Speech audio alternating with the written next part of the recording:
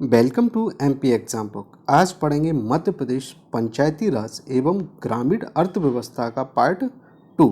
तो चलिए शुरू करते हैं। उससे पहले आप सभी चैनल को सब्सक्राइब कर लें और बेल आइकन जरूर प्रेस कर लें, जिससे आपको पंचायती राज एवं ग्रामीण अर्थव्यवस्था के जितने भी वीडियो अपलोड हों उनका नोटिफिकेशन मिल सके। तो चलिए शुरू करते हैं। किस शहर में reserve bank of India college of agricultural banking स्थित है? तो ये स्थित है पुणे में। इसका सही उत्तर ऑप्शन सी। पुणे महाराष्ट्र का एक शहर है जहां reserve bank of India college of agricultural banking स्थित है, और रिजर्व बैंक ऑफ इंडिया का मुख्यालय महाराष्ट्र के मुंबई में है। नेक्स्ट क्वेश्चन है, प्रधानमंत्री आदर्श ग्राम योजना का प्रायोगिक चरण किस वर्ष शुरू किया गया था? तो ये शुरू किया गया था 2010 में। इसका सही उत्तर ऑप्शन सी। प्रधानमंत्री आदर्श ग्राम योजना की शुरुआत 2010 में हुई थी। प्रधानमंत्री आदर्श ग्राम योजना को औपचारिक रूप से 23 जुलाई 2010 को राजस्थान के श्री गंगानगर जिले के 18 बीबी गांव में शुरू किया गया था। इस योजना की शुरुआत केंद्रीय सामाजिक न्याय और अधिकारिता मंत्री मुकुल वासनिक ने की थी। प्रायोगिक परियोजना के रूप में इस कार्यक्रम को असम, बिहार, हिमाचल प्रदेश, राजस्थान और तमिलनाडु के 1000 गांव में लागू किया गया था। इस योजना का उद्देश्य 1000 गांव को एकीकृत विकास करना है। इस योजना को बाद में 22 जनवरी 2015 को संशोधित करके असम, उत्तर प्रदेश, पश्चिम बंगाल, मध्य प्रदेश, कर्नाटक, पंजाब, उत्तराखंड, ओडिशा, झारखंड, छत्तीसगढ़, आंध्र प्रदेश, तेलंगाना और हरियाणा के 1500 अनुसूचित जाति बाहुल्य गांव में विस्तारित किया गया। इसका उद्देश्य गांव को समग्र रूप से विकास करना है तथा वहां सड़क, पानी, बिजली आदि सभी आवश्यकताओं को पूरा करना है। नेक्स्ट क्वेश्चन है, किसान किस वेबसाइट से कृषि उत्पादों के मूल्य से संबंधित सूचना प्राप्त कर सकते हैं? तो ये कर सकते हैं एजी मार्केट नेट से। इसका सही उत्तर option B. Agriculture marketing information network की शुरुआत मार्च 2000 में केंद्रीय मंत्रालय द्वारा की गई थी, जिसका उद्देश्य कृषि मंडी संबंधित सूचनाएं उपलब्ध कराना था। इसकी शुरुआत कब की गई थी? मार्च 2000 में। नेक्स्ट क्वेश्चन है, पूर्व कुटीर ज्योति योजना निम्न में से किससे संबंधित है? तो ये संबंधित है कि गरीबी रेखा से नीचे जीवन यापन करने वाले ग्रामीण परिवारों को बिजली उपलब्ध कराना। इसका सही उत्तर ऑप्शन सी। कुटीर ज्योति योजना का आरंभ कांग्रेस सरकार द्वारा 1980 में किया गया था। इसका उद्देश्य गरीबी रेखा से नीचे वाले परिवारों को बिजली उपलब्ध कराना है। नेक्स्ट क्वेश्चन है, संबद्ध क्षेत्रों सहित कृषि 2020-21 में जीडीपी की कितने प्रतिशत भागीदारी है? तो ये है 19.9% की। इसका सही उत्तर ऑप्शन बी। संबद्ध क्षेत्रों सहित कृषि 2020-21 में जीडीपी की 19.9% भागीदारी है। नेक्स्ट क्वेश्चन है, खाद्यान्न के लिए समर्थन मूल्यों की एक नीति सर्वत्र भारत में कब अपनाई गई थी? तो ये अपनाई गई थी 1964 में। इसका सही उत्तर ऑप्शन सी। वर्ष 1964 में खाद्यान्न के समर्थन के मूल्यों की एक नीति बनाई गई, जिसके अंतर्गत किसानों को एक उचित समर्थन मूल्य प्रदान किया जाता है, जिससे उन्हें फसल का उचित लाभ मिल सके। नेक्स्ट क्वेश्चन है, किस वर्ष में प्रधानमंत्री ग्राम सड़क योजना प्रारंभ हुई थी? तो ये हुई थी सन 2000 में। इसका सही उत्तर ऑप्शन बी।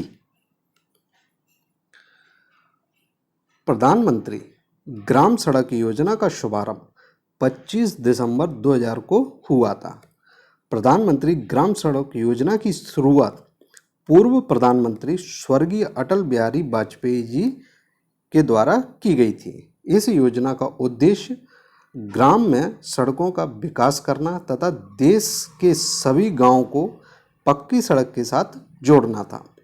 प्रधानमंत्री ग्राम सड़क योजना के तहत एक समिति यानी एजेंसी बनाई गई। उस एजेंसी का नाम NRDA रखा गया, जिसका पूरा नाम राष्ट्रीय ग्रामीण सड़क विकास एजेंसी है और यह एजेंसी देश में बनने वाली सभी सड़कों के निर्माण की देखभाल और रखरखाव करती है। नेक्स्ट क्वेश्चन है, मध्य प्रदेश में कामधेनु योजना का उद्देश्य क्या है? तो ये है गौशालाओं का विकास करना। इसका सही उत्तर ऑप्शन बी। कामधेनु योजना का उद्देश्य गौशालाओं का विकास करना है तथा गायों के लिए संरक्षण प्रदान करना है। महात्मा गांधी राष्ट्रीय ग्रामीण रोजगार गारंटी योजना के तहत राज्य के 52,000 गांवों में गौशालाओं के विकास के लिए कामधेनु योजना तैयार की गई है। गांव में स्थित गौशालाओं को कामधेनु योजना के तहत विकसित किया जाएगा। साथ ही गौशालाओं तक पहुंच मार्ग का निर्माण भी किया जाएगा। नेक्स्ट क्वेश्चन है, निम्नलिखित में से किस राज्य में गेहूं की खेती नहीं की जाती है? तो ये नहीं की जाती तमिलनाडु में। इसका सही उत्तर ऑप्शन सी। भारत के दक्षिण में स्थित तमिलनाडु में गेहूं की खेती नहीं की जाती है, जबकि यहाँ पर मुख्य रूप से चावल का उत्पादन किया जाता है। तमिलनाडु में मुख्य रूप से चावल का उत्पादन किया जाता है। नेक्स्ट क्वेश्चन है, 2014 में प्रधानमंत्री द्वारा किसके जन्मदिन पर सांसद आदर्श ग्राम योजना शुरू की गई थी? तो ये शुरू की गई थी जयप्रकाश नारायण के द्वारा, नारायण के जन्मदिन पर। इसका सही उत्तर ऑप्शन सी। जयप्रकाश नारायण जी के जन्मदिन के अवसर पर प्रधानमंत्री ने सांसद आदर्श ग्राम योजना का शुभारंभ किया, जिसके तहत सांसद को एक ग्राम विशेष का संपूर्ण विकास का दायित्व सौंपा गया था। नेक्स्ट क्वेश्चन है, निम्नलिखित में से कौन सा एक मध्य प्रदेश का प्रमुख फल नहीं है? तो ये नहीं है अंगूर। इसका सही उत्तर ऑप्शन ए। मध्य प्रदेश के प्रमुख फल संतरा, पपीता और केला है, जबकि अंगूर मध्य प्रदेश का प्रमुख फल नहीं है। परंतु मध्य प्रदेश के रतलाम जिले में, कहाँ पर? रतलाम जिले में अंगूर अनुसंधान केंद्र स्थित है। रतलाम जिले को सेब नगरी, सोना नगरी और अंगूर जिले के नाम से भी जाना जाता है। नेक्स्ट क्वेश्चन है, निम्नलिखित में से कौन सी फसल व्यावसायिक फसल है? तो ये है कपास। इसका सही उत्तर ऑप्शन डी। कपास व्यावसायिक फसल है, जबकि गेहूं, चावल, मक्का आदि खाद्यान्न फसल के उदाहरण हैं। नेक्स्ट क्वेश्चन है, निम्नलिखित में से कौन न्यूनतम समर्थन मूल्य यानी MSP की सिफारिश करता है और धान एवं गेहूं के लिए कीमतें जारी करता है? तो ये करता है कृषि लागत एवं मूल्य के लिए आयोग। इसका सही उत्तर ऑप्शन ए। कृषि लागत एवं मूल्य के लिए आयोग न्यूनतम समर्थन मूल्य की सिफारिश करता है और धान एवं गेहूं के लिए कीमतें जारी करता है, जबकि नाबार्ड कृषि एवं ग्रामीण विकास बैंक है, जिसकी स्थापना 1982 में की गई थी। नीति आयोग, जिसका पुराना नाम योजना आयोग था, जिसके वर्तमान में अध्यक्ष हैं प्रधानमंत्री नरेंद्र मोदी जी। नेक्स्ट क्वेश्चन है, अर्थव्यवस्था का प्राथमिक क्षेत्र निम्न में से किससे संबंधित है? तो ये संबंधित है कृषि से। इसका सही उत्तर ऑप्शन ए। अर्थव्यवस्था का प्राथमिक क्षेत्र कृषि से संबंधित है, जबकि उद्योग, सूचना प्रौद्योगिकी आदि द्वितीयक क्षेत्र हैं। नेक्स्ट क्वेश्चन है, निम्नलिखित में से कौन सी सिंचाई परियोजना मध्य प्रदेश में स्थित नहीं है? तो ये नहीं है बंकी परियोजना। इसका सही उत्तर ऑप्शन ए। बरना, इंदिरा सागर और बाण सागर परियोजना मध्य प्रदेश की है, जबकि बंकी परियोजना मध्य प्रदेश की नहीं है। बरना परियोजना बरना नदी पर, इंदिरा सागर परियोजना नर्मदा नदी पर, जबकि बाण सागर परियोजना सोन नदी पर स्थित है। नेक्स्ट क्वेश्चन है, वर्ष 2017-18 के लिए श्यामा प्रसाद मुखर्जी रुर्बन मिशन के अंतर्गत मध्य प्रदेश को प्रदान की गई केंद्रीय सहायता किसके बीच है? तो ये है 201 से 210 लाख रुपए के बीच। इसका सही उत्तर ऑप्शन डी। मध्य प्रदेश को वर्ष 2017-18 के लिए श्यामा प्रसाद मुखर्जी रुर्बन मिशन के अंतर्गत 201 से 210 लाख रुपए के बीच दिए जाते हैं। ये राशि केंद्र सरकार के द्वारा दी जाती है। नेक्स्ट क्वेश्चन है, विज्ञान की वह शाखा कौन सी है जो मृदा, जल तथा फसल प्रबंधन के सिद्धांतों और गतिविधियों से संबंधित है? तो ये है कृषि विज्ञान। इसका सही उत्तर ऑप्शन बी।